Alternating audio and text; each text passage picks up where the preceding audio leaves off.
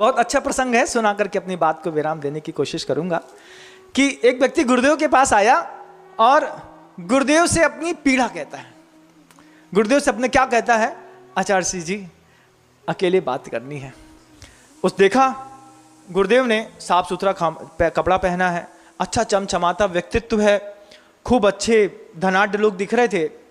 बैठ गए गुरुदेव, सोचे कि कुछ तीर्थ क्षेत्रों में विकास करना होगा इसलिए आए हैं, कुछ दान देना होगा, तो गुरुदेव बैठ जाते हैं किसी की दान की अनुमोदना के लिए। किसी बड़े आदमी को देख करके गुरुदेव कभी नहीं बैठते, लेकिन एक अच्छे दानी को गुरुदेव हमेशा समय देते हैं, क्योंकि उनका इंटेंशन रहता है कि इसके दान से किसी न किसी तीर्थ क्षेत्र का विकास जरूर हो जाएगा। बड़े आदमी की कोई कीमत नहीं है चाची की नज़रों में, धनाढ्य बहुत बड़े हैं। दानी आदमी को गुरुदेव ने पर्याप्त समय दिया है। तो वो व्यक्ति आया, गुरुदेव ने देखा, कभी गच्चा खा जाते हैं, गहरी और गंभीर आंखें भी, गच्चा खा गए गुरुदेव। कहते हैं बैठ गए, बोले हाँ महाराज एक पीड़ा है। क्या पीड़ा है? पीड़ा ये है कि हमारे पास अकूत संपत्ति है, अकूत, खूब बड़ी बड़ी मकान हैं, फैक्ट्रियां हैं, बिल्डिंग है, पैसा है, हीरा मोती सोने चांदी सब है। फिर लेकिन महाराज मेरा ऐसा स्वभाव है कि मेरा दान देने का बिल्कुल भी मन नहीं करता। कहता है व्यक्ति, देखो कैसे कैसे प्रश्न उठते हैं गुरुदेव के सामने, और गुरुदेव उसका क्या जवाब देते हैं। दान देने का बिल्कुल भी मन नहीं करता महाराज मेरा। और फिर और क्या बोले, और महाराज मेरा दान देने का एक फूटी कौड़ी दान करने का मन नहीं करता, और मेरे पूजा करने के खूब भाव होते हैं। तो गुरुदेव ने कहा तो कर लो पूजा। बोले कैसे कर ले महाराज, पूजा करने के लिए भी तो द्रव्य का दान देना पड़ता है। जब चावल दाल कुछ खरीदेंगे, चावल खरीदेंगे, छिटके खरीदेंगे, बर्तन खरीदेंगे, चढ़ाएंगे, उसमें भी पैसा लगता है। इतना भी देने का मेरा मन नहीं करता, लेकिन मैं चाहता हूं कि मैं भगवान की पूजा करूं। अब आप कोई उपाय बताओ कि मैं भगवान की पूजा भी कर लूं और मेरा एक फूटी कौड़ी भी खर्च ना हो। अब आप बताओ क्या उपाय है आपके पास कोई उपाय? कोई उपाय नहीं है। गुरुदेव ने उपाय दे दिया उसको। गुरुदेव बैठ गए। गुरुदेव कैसे हैं? गुरुदेव के साथ वो आचार्यों के एक महान गुण है, क्या? प्रागेव दृष्टोत्तर है। कोई प्रश्न पूछे इसके पहले गुरुदेव के दिमाग में उत्तर खड़ा मिलता है। जैसे एक अंतस्प्रेरणा आत्मा कहती है इस शब्द का ये उत्तर है। आचार्य सिंह ने 5 सेकंड नहीं लगाया और उस व्यक्ति से कहते हैं तो एक काम करो कि तुम जो है भाव पूजा शुरू कर दो। भाव पूजा? हाँ, भाव पूजा में तो कोई द्रव्य नहीं लगता ना। हाँ, भाव पूजा करो, लेकिन ऐसा नहीं करना। कैसी करना है? हम जैसी बोलते हैं वैसे करना। कैसी पूजा करनी है बताओ? गुरुदेव बोल आप बता दीजिए। हाँ, तो ऐसा करना है कि आंख बंद करके बैठ जाना है, क्योंकि तुमसे द्रव्य का दान तो होता नहीं है, तो आंख बंद करके भाव पूजा करो। लेकिन पहले एक सोने का बहुत बड़ा मंदिर बनाओ। कल्पना में क्या करो?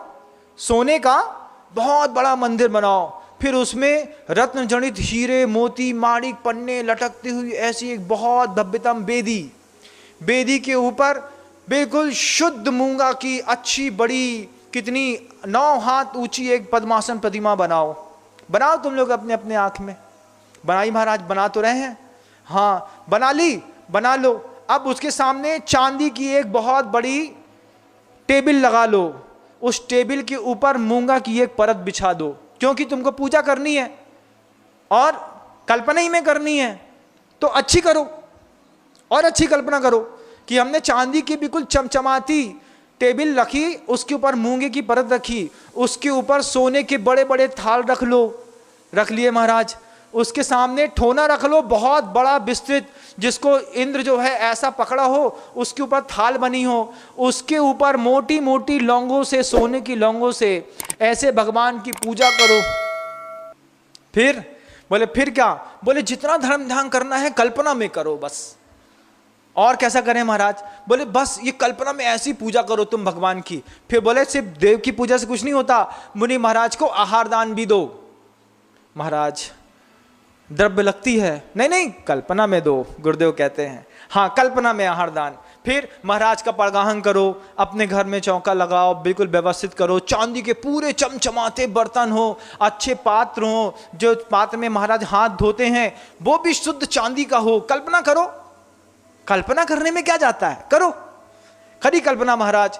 फिर अपने हाथ से भोजन बनाओ और फिर अच्छे से बना करके खीर बनाओ, अच्छी और जो भी चीजें हैं वो बनाओ और फिर मुनि महाराज को खिलाओ।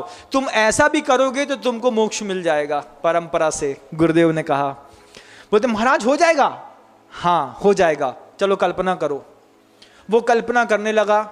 उसने कल्पना 15 दिन तक अपनी कल्पना को आकार दिया। 15 दिन तक कल्पना को आकार दे करके 16वें दिन गुरुदेव के पास आया और गुरुदेव से रोते हुए कहता है, महाराज मैं बहुत अभागा हूँ। क्यों अभागे हो?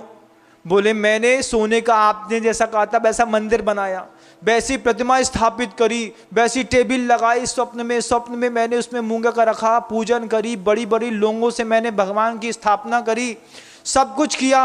मैंने पूरा चौका लगाया, साधु को परगाहन किया, आहार दान दिया।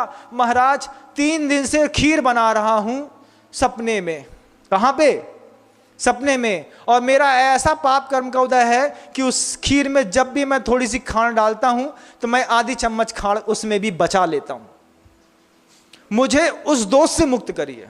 क्या? कल्पना की खांड है, कल्पना की खीर है, उस कल्पना की खीर में भी आपकी देने की आत्मा की परिणाम शक्ति में उसमें भी कंजूसी काम कर रही है। तब गुरुदेव ने कहा कि ये कंजूसी अंतर्मन तक, जैसे हड्डी का बुखार होता है ना तो हड्डी तक पहुंच जाता है, ऐसे अंतर्मन तक पहुंच गई है। अब तुम बाहर से दान देना शुरू करो, नहीं तो तुम्हारी नरक गति निश्चित है।